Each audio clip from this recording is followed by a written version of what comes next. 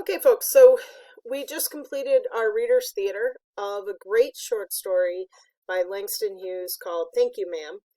And now we're going to be looking at contrasts and contradictions. And I'm going to talk you through the first few, and we'll be figuring them out together, but then I'm going to be releasing you to kind of look at your own. So let's review what a contrast and contradiction is. I know you've been on break, it may have been a few days since we've reviewed this, so let's start by reviewing it.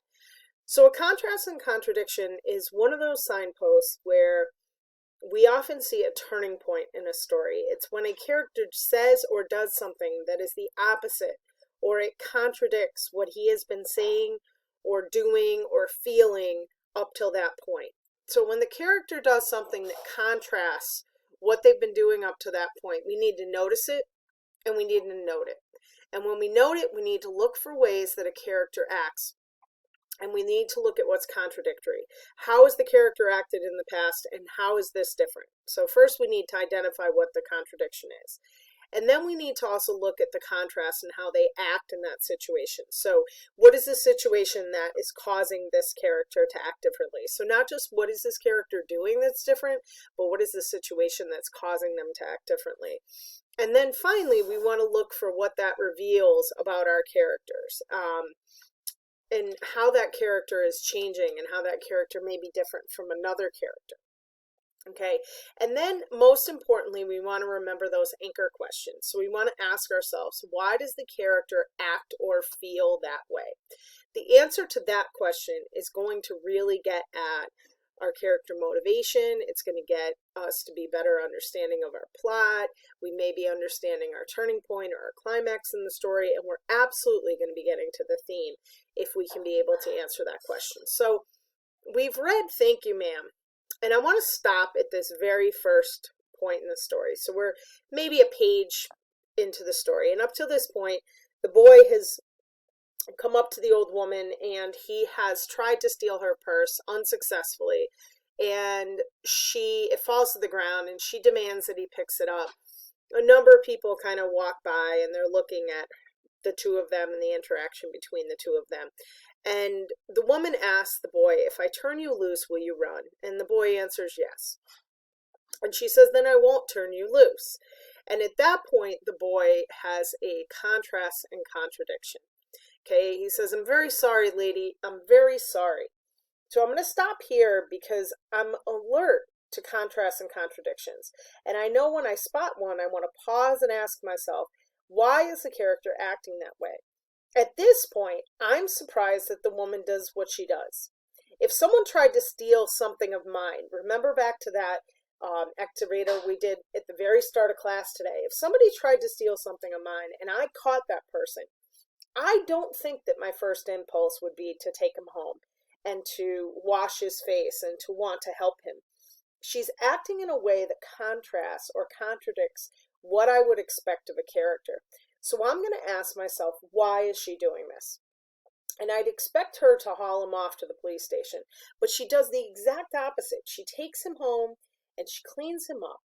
And why would she be doing this? I have to say that I'm not really sure at this point. Perhaps she knows that this boy's mother is a friend of hers, and so she thinks she's going to take care of him.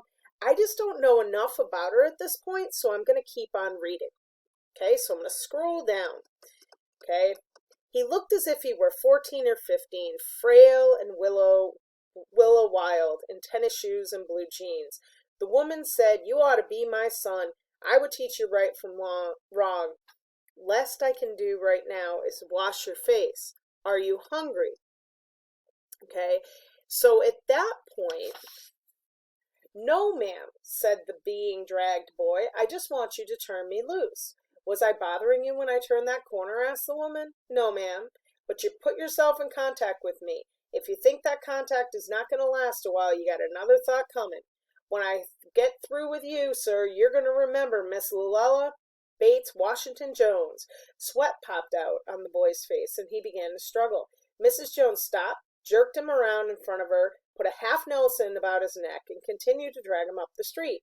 When she got to her door, she dragged the boy inside, down a hall, and into a large kitchenette furnished room at the rear of the house. She switched on the light and left the door open. The boy would hear other roomers laughing and talking in the large house. Some of their doors were open too, so she knew that the woman was not alone. The woman still had him by the neck in the middle of the room. She said, "What's your name?" "Roger," answered the boy. I'm just going to scroll forward. "Then, Roger, you go to that sink and wash your face," said the woman, whereupon she turned him loose at last. Roger looked at the door, looked at the woman, looked at the door, and went to the sink.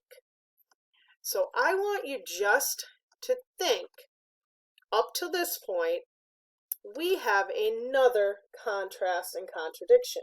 I'm going to stop right here because, again, I've noticed a character acting in a way that surprised me. When authors show us a character doing something that contradicts what we might expect, we need to stop and consider what's happening.